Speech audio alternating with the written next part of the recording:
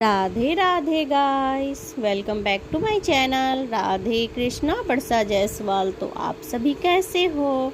कान्हा जी की कृपा से आप सभी ठीक होंगे। तो गाइस, आज मैं आप सभी के लिए बृहस्पतिवार का व्रत कथा लेकर आई हूँ। बृहस्पतिवार का व्रत हमें ज़रूर से करना चाहिए। इससे भगवान विष्णु और माता लक्ष्मी की कृपा हमें प्राप्त होती है। भगवान विष्णु और माता लक्ष्मी हमारे घर में सदैव स्थायी रूप से निवास करते हैं। तो गाइस, आप व्रत करें या ना करें, बृहस्पतिवार के दिन हमें इस कथा को ज़रूर से पढ़ना या सुनना चाहिए। इससे हमें बहुत ही पुण्य फल की प्राप्ति होती है और विष्णु भगवान हम पे सदैव प्रसन्न रहते हैं। तो आप लोग भी इस कथा को ज़रूर से सुने और जो भी व्रत करते हो उसे प्लीज़ ये कथा शेयर कर दे ताकि वो इस कथा का लाभ उठा सकें। तो आइए अब हम कथा सुनते हैं। तो बोलिए विष्णु भगवान की जय, लक्ष्मी माता की जय। बृहस्पतिवार व्रत कथा प्राचीन समय की बात है। भारत में एक राजा राज्य करता था। वह बड़ा ही प्रतापी और दानी था। वह नित्य प्रतिदिन मंदिर में भगवान के दर्शन करने जाया करता था। वह ब्राह्मण और गुरु की सेवा किया करता था। उसके द्वार से कोई भी याचक निराश होकर नहीं लौटता था। वह प्रत्येक गुरुवार को व्रत रखता एवं पूजन करता था। हर दिन गरीबों की सहायता किया करता था, परंतु यह सब बातें उसकी रानी को अच्छी नहीं लगती थी। वह न तो व्रत करती और ना ही किसी को एक पैसा दान देती थी। वह राजा से भी ऐसा करने को मना किया करती थी। एक समय की बात है, राजा शिकार खेलने वन को चले गए। घर में रानी और दासी थी। उस समय गुरु बृहस्पति देव साधु का रूप धारण कर राजा के दरवाजे पर भिक्षा मांगने आए। साधु ने रानी से भिक्षा मांगी तो वह कहने लगी, हे साधु महाराज, मैं इस दान्य पुण्य से तंग आ गई हूँ। इस कार्य के लिए मेरे पति देव ही बहुत हैं। अब आप ऐसी कृपा करें कि यह सारा धन नष्ट हो जाए तथा मैं आराम से रह सकूं। साधु रूपी बृहस्पति देव ने कहा, हे देवी, तुम बड़ी विचित्र हो। संतान और धन से कोई दुखी नहीं होता, इसको सभी चाहते हैं। पापी भी पुत्र और धन की इच्छा करता है। अगर तुम्हारे पास धन अधिक है तो तुम भूखे मनुष्यों को भोजन करवाओ, प्याव लगवाओ, ब्राह्मणों को दान दो, धर्मशाला बनवाओ, कुआं, तालाब, बावड़ी, बाग बगीचे आदि का निर्माण करवाओ तथा निर्धनों की कुमारी कन्याओं का विवाह कराओ तथा साथ ही यज्ञ आदि कर्म करो। इस प्रकार के कर्मों से आपके कुल और आपका नाम परलोक में सार्थक होगा एवं स्वर्ग की प्राप्ति होगी। परंतु रानी साधु की इन सब बातों से खुश नहीं हुई। उसने कहा, हे साधु महाराज, मुझे ऐसे धन की आवश्यकता नहीं जिसको मैं अन्य लोगों को दान दूं तथा जिसको रखने संभालने में ही मेरा सारा समय नष्ट हो जाए। साधु ने कहा, हे देवी, यदि तुम्हारी ऐसी इच्छा है तो जैसा मैं तुम्हें बताता हूँ तुम वैसा ही करना। बृहस्पतिवार के दिन घर को गोबर से लीपना, अपने केशों को पीली मिट्टी से धोना, केशों को धोते समय स्नान करना, राजा से कहना कि हजामत कराए, भोजन में मांस मदिरा खाना, कपड़ा धोबी के यहाँ धुलने को देना। इस प्रकार से 7 बृहस्पतिवार करने से तुम्हारा सब धन नष्ट हो जाएगा। यह कहकर साधु महाराज रूपी बृहस्पति देव वहाँ से अंतर्ध्यान हो गए। रानी ने साधु के कहने के अनुसार 7 बृहस्पतिवार तक वैसा ही करने का विचार किया। साधु के बताए अनुसार कार्य करते हुए केवल 3 बृहस्पतिवार ही बीते थे कि उसकी समस्त धन संपत्ति नष्ट हो गई। भोजन के लिए दोनों समय परिवार तरसने लगा तथा सांसारिक भोगों से दुखी रहने लगा। तब वह राजा रानी से कहने लगा कि हे रानी, तुम यहाँ रहो, मैं दूसरे देश को जाता हूँ, क्योंकि यहाँ मुझे सभी मनुष्य जानते हैं, इसलिए मैं कोई कार्य नहीं कर सकता। अब मैं परदेश जा रहा हूँ, वहाँ कोई काम धंधा करूँगा, शायद हमारा भाग्य बदल जाए। ऐसा कहकर राजा परदेश चला गया। वह वहाँ जंगल से लकड़ी काट कर लाता और शहर में बेचता। इस तरह जीवन व्यतीत करने लगा। इधर राजा के बिना रानी और दासी दुखी रहने लगी। किसी दिन भोजन मिलता तो किसी दिन जल पीकर ही रह जाती। एक समय रानी और दासी को 7 दिन बिना भोजन के व्यतीत करना पड़ा। तो रानी अपनी दासी से कहने लगी, हे दासी, यहाँ पास के ही नगर में मेरी बहन रहती है। वह बड़ी धनवान है। तू उसके पास जा और वहाँ से 5 सेर बेझर मांग कर ले आ, जिससे कुछ समय के लिए गुजारा हो जाएगा।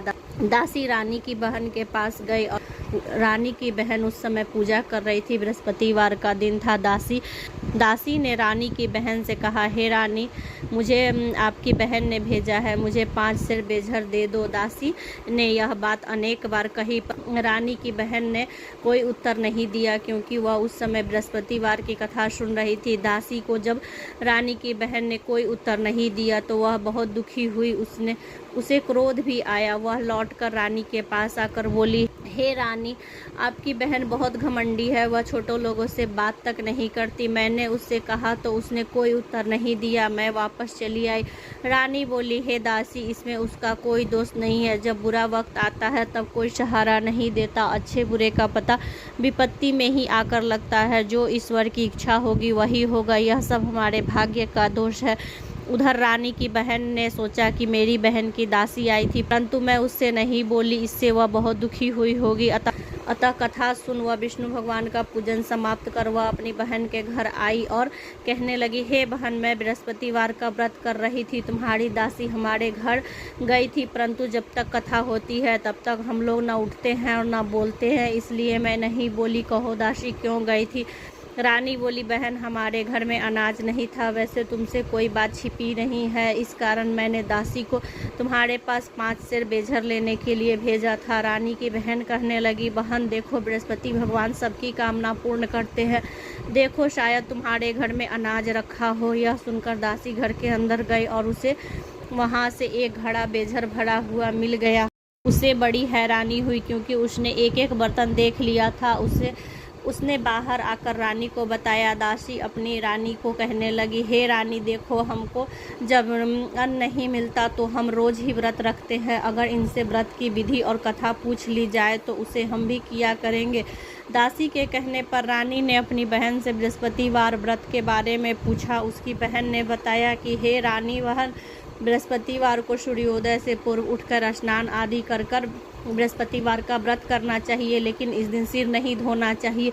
बृहस्पतिवार के व्रत में चने की दाल और मुनक्का से भगवान विष्णु के केले के वृक्ष की जड़ में पूजन करे तथा दीपक जलावे। इस दिन एक ही समय भोजन करे। भोजन में पीले खाद्य पदार्थ का प्रयोग करें और कथा सुने। इस प्रकार से करने से भगवान प्रसन्न होते हैं और अन्न पुत्र धन देते हैं, मनोकामना पूर्ण करते हैं। व्रत और पूजन की विधि बताकर रानी की बहन अपने घर लौट आई।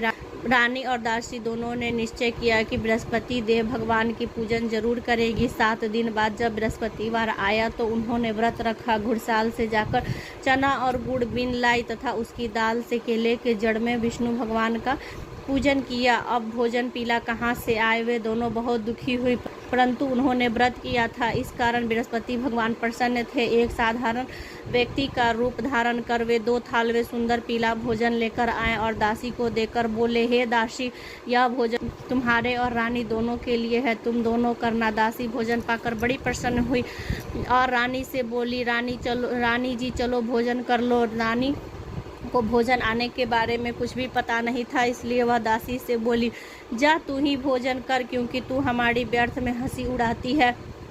दासी बोली, एक व्यक्ति भोजन दे गया है। रानी कहने लगी, वह भोजन तेरे लिए दे गया होगा, तू ही भोजन कर। दासी ने कहा, एक व्यक्ति हम दोनों के लिए 2 थालों में भोजन दे गया है, इसलिए मैं और आप दोनों साथ साथ भोजन करेंगी। दोनों ने गुरु भगवान को नमस्कार कर भोजन प्रारंभ किया। उसके बाद वे प्रत्येक बृहस्पतिवार को गुरु भगवान का व्रत और पूजन करने लगी। बृहस्पति भगवान के कृपा से उसके पास धन हो गया, परंतु रानी फिर पहले की तरह आलस करने लगी। तब दासी बोली, देखो रानी, तुम पहले भी इसी प्रकार आलस्य करती थी, तुम्हें धन रखने में कष्ट होता था, इस कारण सभी धन नष्ट हो गया। अब गुरु भगवान की कृपा से हमें धन मिला है तो फिर तुम्हें आलस होता है। बड़ी मुसीबतों के बाद हमने यह धन पाया है, इसलिए हमें दान पुण्य करना चाहिए। तुम भूखे मनुष्यों को भोजन करवाओ, प्याव लगवाओ, ब्राह्मणों को दान दो, कुआं तालाब बावड़ी आदि का निर्माण करवाओ, मंदिर पाठशाला बनवाकर दान दो, कुंवारी कन्याओं का विवाह करवाओ, धन को शुभ कर्मों में खर्च करो, इससे तुम्हारे कुल का यश बढ़ेगा तथा स्वर्ग की प्राप्ति होगी, पितर भी प्रसन्न होंगे। दासी की बात मानकर रानी ने इस प्रकार के कर्म करने आरंभ किए। जिससे उसका यश काफ़ी फैलने लगा। एक दिन रानी और दासी आपस में विचार करने लगे, ना जाने राजा किस दशा में होंगे, उनकी कोई खोज खबर नहीं है। गुरु भगवान से उन्होंने प्रार्थना की कि भगवान ने रात्रि में राजा के स्वप्न में कहा, हे राजा उठ, तेरी रानी तुझको याद करती है, अब अपने देश को लौट जा। राजा प्रातःकाल उठा और जंगल से लकड़ियाँ काट कर लाने के लिए जंगल की ओर चल पड़ा। जंगल से गुजरते हुए वह सोचने लगा कि रानी की गलती से कितने दुख भोगने पड़े, राजपाट छोड़कर इस जंगल में आकर रहना पड़ा, जंगल से लकड़ी काट कर उन्हें बेचकर गुजारा करना पड़ा। उसी समय जंगल में बृहस्पति देव एक साधु का रूप धारण कर आए और राजा के पास आकर बोले, हे लकहाड़े, तुम इस सुनसान जंगल में किस चिंता में बैठे हो, मुझको बतलाओ। यह सुन राजा के नेत्रों में जल भर आया और वह साधु से वंदना कर बोले, हे प्रभु, आप सब कुछ जानने वाले हैं। इतना कहकर अपनी संपूर्ण कहानी सुना दी। महात्मा दयालु होते हैं। वे राजा को बोले, हे राजा, तुम्हारी पत्नी ने बृहस्पति देव के प्रति अपराध किया था, जिसके कारण तुम्हारी यह दशा हुई है। अब तुम किसी प्रकार का चिंता मत करो, भगवान तुम्हें पहले से अधिक धनवान करेगा। देखो, तुम्हारी पत्नी ने भी बृहस्पतिवार का व्रत करना प्रारंभ कर दिया है। अब तुम भी बृहस्पतिवार का व्रत करके चने की दाल और गुड़ जल लोटे में डाल कर केले के जड़ में पूजन करो, फिर कथा कहो और सुनो, भगवान तुम्हारी सब कामनाओं को पूर्ण करेगा। साधु को प्रसन्न देखकर राजा बोला, हे प्रभु, मुझे लकड़ी बेचकर इतना पैसा नहीं मिलता जिससे मैं भोजन के उपरांत कुछ भी बचा सकूं। मैंने रात्रि में अपनी रानी को व्याकुल देखा है। मेरे पास ऐसा कोई साधन नहीं जिससे मैं उसका समाचार जान सकूं। फिर मैं बृहस्पति देव की क्या कहानी कहूं, मुझको ये भी नहीं मालूम है। साधु महाराज ने कहा, हे राजा, तुम किसी बात की चिंता मत करो। बृहस्पतिवार के दिन तुम रोजाना की तरह लकड़ियाँ लेकर शहर को जाओ। तुम्हें रोज से दुगना धन प्राप्त होगा, जिससे तुम भली भांति भोजन कर लोगे तथा बृहस्पति देव की पूजा का सामान भी आ जाएगा। बृहस्पतिवार की कथा इस प्रकार है।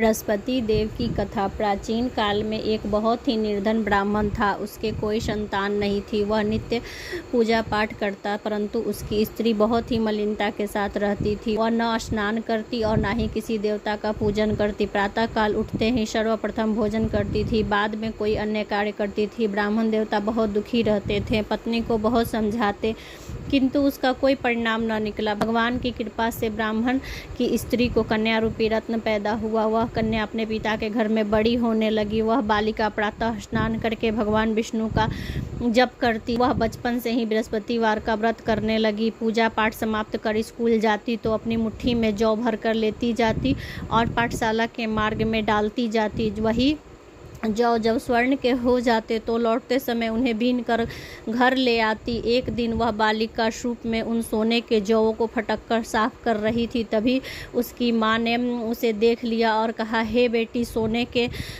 जौ को फटकने के लिए सोने का सूप होना चाहिए। दूसरे दिन गुरुवार था। इस कन्या ने व्रत रखा और बृहस्पति देव से प्रार्थना करके कहा, हे प्रभु, यदि मैंने सच्चे मन से आपकी पूजा की हो तो मुझे एक सोने का सूप दे दो। बृहस्पति देव ने उसकी प्रार्थना स्वीकार कर ली। रोजाना की तरह वह कन्या जौ फैलाती हुई स्कूल चली गई। स्कूल से लौटती हुई जब वह जौ बीन रही थी तो बृहस्पति देव की कृपा से उसे एक सोने का सूप मिला। उसे वह घर ले आई और उससे जौ साफ करने लगी, परंतु उसकी माँ का वही ढंग रहा। एक दिन की बात है, वह कन्या सोने के सूप में जौ साफ कर रही थी। उस समय नगर का राजकुमार वहां से होकर निकला। इस कन्या के रूप और सोने के सूप में जौ को साफ करते देखकर वह उस कन्या पर मोहित हो गया। राजमहल आकर भोजन तथा जल त्याग कर उदास होकर लेट गया। जब राजा को राजकुमार द्वारा अन्न जल त्यागने का समाचार ज्ञात हुआ तो अपने मंत्रियों के साथ वह अपने पुत्र के पास गए और बोले, हे पुत्र, तुम्हें किस बात का कष्ट है? किसी ने तुम्हारा अपमान किया है अथवा कोई और कारण हो, मुझे बताओ। मैं वही कार्य करूंगा जिससे तुम्हें प्रसन्नता हो।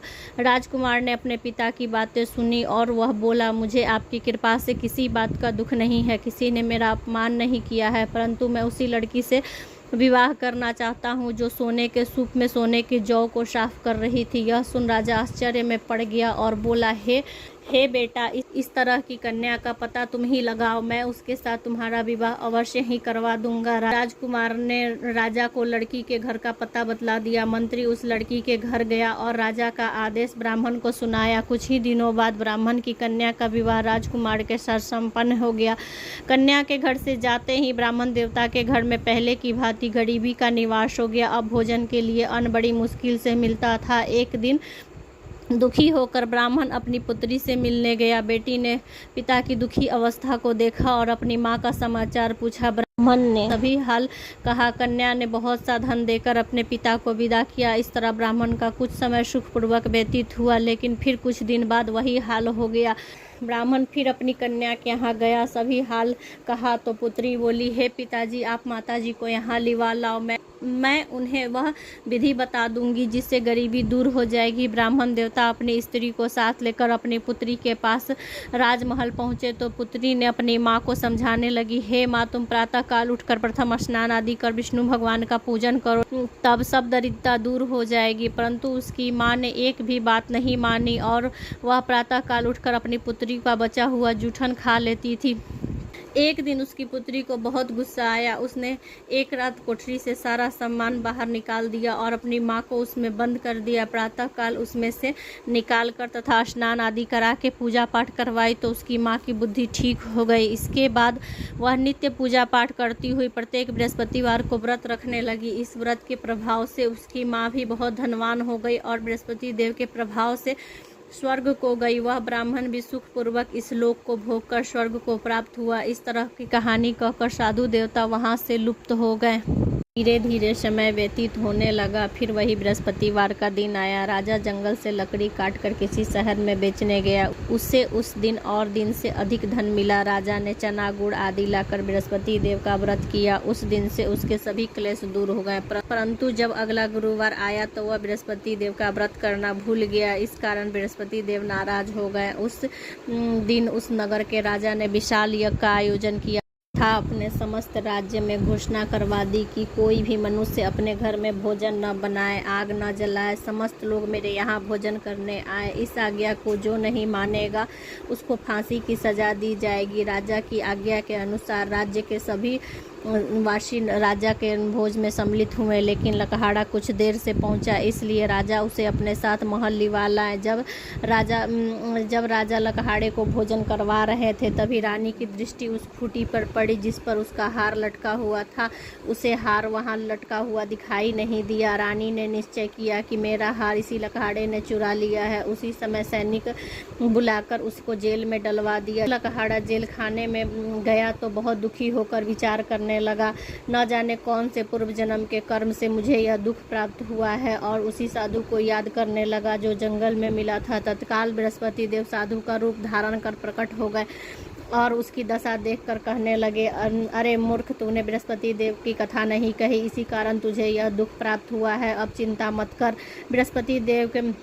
बृहस्पतिवार के दिन जेल खाने के दरवाजे पर तुझे 4 पैसे पड़े मिलेंगे। उससे तू बृहस्पति देव की पूजा करना तो तेरे सभी कष्ट दूर हो जाएंगे। अगले दिन बृहस्पतिवार था। उसे जेल के द्वार पर 4 पैसे पड़े मिले। राजा ने पूजा का सामान मंगवाकर कथा कही और प्रसाद बांटा। उसी रात्रि को बृहस्पति देव ने उस नगर के राजा के स्वप्न में कहा, हे राजा, तूने जिस आदमी को जेल खाने में बंद कर दिया है वह निर्दोष है, वह राजा है, उसे छोड़ देना। रानी का हार उसी खूंटी पर लटका हुआ है। अगर तू ऐसा नहीं करेगा तो मैं तेरे राज्य को नष्ट कर दूंगा। राजा प्रातः काल उठा और खूंटी पर हार टंगा देखकर लकहाड़े को बुलाकर क्षमा मांगी तथा राजा योग्य सुंदर वस्त्र आभूषण भेंट कर उसे विदा किया। गुरुदेव की आज्ञा अनुसार राजा अपने नगर को चल दिया। राजा जब नगर के निकट पहुंचा तो उसे बड़ा ही आश्चर्य हुआ। नगर में पहले से अधिक बाग, तालाब, कुएं तथा धर्मशालाएं, बहुत सी मंदिर बने हुए थे। तब राजा ने पूछा कि यह सब बाग, धर्मशालाएं किसकी है? तब नगर के लोग कहने लगे कि यह सब रानी और दासी द्वारा बनवाए गए हैं। राजा को आश्चर्य हुआ और गुस्सा भी आया। जब रानी ने यह खबर सुनी कि राजा आ रहे हैं तो उसने अपनी दासी से कहा, हे दासी, देख राजा हमको कितनी बुरी हालत में छोड़ गए थे, वह हमारी ऐसी हालत देख कहीं लौट ना जाए, इसलिए तू दरवाजे पर खड़ी हो जा। रानी की आज्ञा अनुसार दासी दरवाजे पर खड़ी हो गई। जब राजा आए तो उन्हें अपने साथ लिवाल महल में लिवा लाई। तब राजा ने क्रोध में आकर अपनी तलवार निकाली और पूछने लगा, बताओ यह धन तुम्हें कैसे प्राप्त हुआ है। तब रानी ने बताया कि हमें यह धन बृहस्पति देव के व्रत के प्रभाव से प्राप्त हुआ है। राजा ने तब निश्चय किया कि 7 रोज बाद तो सभी बृहस्पति देव का पूजन करते हैं, परंतु मैं रोजाना दिन में 3 बार कथा कहा करूँगा तथा रोज ही व्रत किया करूँगा। अब तो राजा के दुपट्टे में हर समय चने की दाल बंधी रहती थी तथा वह दिन में 3 बार कहानी कहता। एक रोज राजा ने विचार किया कि चलो अपनी बहन के यहाँ हो आवे। इस तरह निश्चय कर राजा घोड़े पर सवार होकर अपनी बहन के यहाँ चल दिया। मार्ग में उसने देखा कि कुछ लोग एक मुर्दे को लिए जा रहे हैं। उन्हें रोककर राजा कहने लगा, अरे भाई, तुम मेरी बृहस्पतिवार की कथा सुन लो। वे बोले, लो, हमारा आदमी मर गया है और इसको अपनी कथा की पड़ी है। परंतु कुछ आदमी बोले, अच्छा कहो, हम तुम्हारी कथा सुनेंगे। राजा ने दाल निकाली और कथा कहनी शुरू कर दी। जब कथा आधी हुई तो मुर्दा हिलने लगा और जब कथा समाप्त हुई तो मुर्दा राम राम कहकर खड़ा हो गया। राजा आगे बढ़ा। उसे चलते चलते शाम हो गई। आगे मार्ग में उसे एक किसान खेत में हल चलाता हुआ मिला। राजा ने उससे बोला, अरे भाई, तुम मेरी बृहस्पतिवार की कथा सुन लो। किसान बोला, जब तक मैं तेरी कथा सुनूंगा तब तक 4 हरैया जोत लूंगा। जा अपनी कथा किसी और को सुनाना। राजा आगे चलने लगा। राजा के हटते ही बैल पछाड़ खाकर गिर गए तथा किसान के पेट में बहुत जोर से दर्द होने लगा। उसी समय किसान की पत्नी रोटी लेकर आई। उसने जब यह सब देखा तो अपने पुत्र से सब हाल पूछा। बेटे ने सारा हाल बता दिया। बुढ़िया दौड़ी दौड़ी उस घुड़सवार के पास गई और उससे बोली, मैं तेरी कथा सुनूंगी, तू अपनी कथा मेरे खेत पर चलकर कहना। राजा ने लौटकर बुढ़िया के खेत पर जाकर कथा कही। उसको सुनते ही बैल खड़े हो गए तथा किसान के पेट का दर्द भी बंद हो गया। राजा अपनी बहन के घर पहुंच गया। बहन ने भाई की खूब मेहमानी की। दूसरे रोज प्रातः काल राजा जगा तो देखने लगा कि यहाँ सभी लोग भोजन कर रहे हैं। राजा ने अपनी बहन से जब पूछा कि ऐसा कोई मनुष्य नहीं जिसने भोजन नहीं किया हो, जो मेरी बृहस्पतिवार की कथा सुन ले, तो बहन बोली, हे भैया, यह देश ऐसा ही है। यहाँ पहले लोग भोजन करते हैं, बाद में अन्य कोई कार्य करते हैं। अगर कोई पड़ोस में हो तो मैं देख आती हूँ। ऐसा कहकर बहन देखने चली गई, परंतु उसे ऐसा कोई व्यक्ति नहीं मिला जिसने भोजन न किया हो। फिर वह कुम्हार के घर गई जिसका लड़का बीमार था। उसे मालूम हुआ कि उसके यहाँ 3 दिन से किसी ने भोजन नहीं किया है। रानी ने अपने भाई की कथा सुनने के लिए कहा। कुम्हार तैयार हो गया। राजा ने जाकर बृहस्पति देव की कथा कही, जिसको सुनकर उसका लड़का ठीक हो गया। अब तो राजा की प्रशंसा होने लगी। एक दिन राजा ने अपनी बहन से कहा, हे बहन, मैं अपने घर जाऊंगा, तुम भी तैयार हो जाओ। राजा की बहन ने अपनी सास से अपने भाई के साथ जाने की आज्ञा मांगी। सास बोली, हाँ चली जा, परंतु अपने लड़कों को मत ले जाना, क्योंकि तेरे भाई को कोई संतान नहीं होती।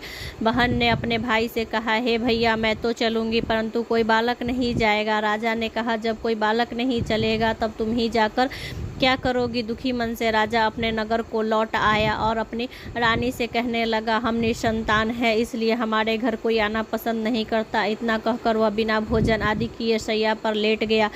रानी बोली, हे प्रभु, बृहस्पति देव ने हमें सब कुछ दिया है, वे हमें संतान भी अवश्य देंगे। उसी रात्र बृहस्पति देव ने राजा के स्वप्न में कहा, हे राजा, उठ, सभी सोच त्याग दे, तेरी रानी गर्भ से है। राजा यह जानकर बड़ी खुशी हुई। वह 9वें महीने में रानी के गर्भ से एक सुंदर पुत्र पैदा हुआ। जब राजा की बहन ने यह शुभ समाचार सुना तो वह बहुत खुश हुई तथा बधाई लेकर अपने भाई के यहाँ आई। तभी रानी ने कहा, घोड़ा चढ़कर नहीं आई, गधा चढ़ी आई। राजा की बहन बोली, भाई, मैं इस प्रकार न कहती तो तुम्हें औलाद कैसे मिलती। बृहस्पति देव ऐसे ही हैं, जिसके मन में जो कामना रहती है सभी को पूर्ण करते हैं। जो सद्भावना पूर्वक बृहस्पति देव का व्रत करता है एवं कथा पढ़ता है अथवा सुनता है और दूसरों को सुनाता है, बृहस्पति देव उसकी सभी मनोकामना पूर्ण करते हैं। बृहस्पति देव उनकी सदैव रक्षा करते हैं। जो इस संसार में सद्भावना से व सच्चे हृदय से बृहस्पति देव का पूजन करता है, उसकी सभी मनोकामनाएं उसी प्रकार पूर्ण होती है। जैसे रानी और राजा ने बृहस्पति देव की कथा का गुणगान किया,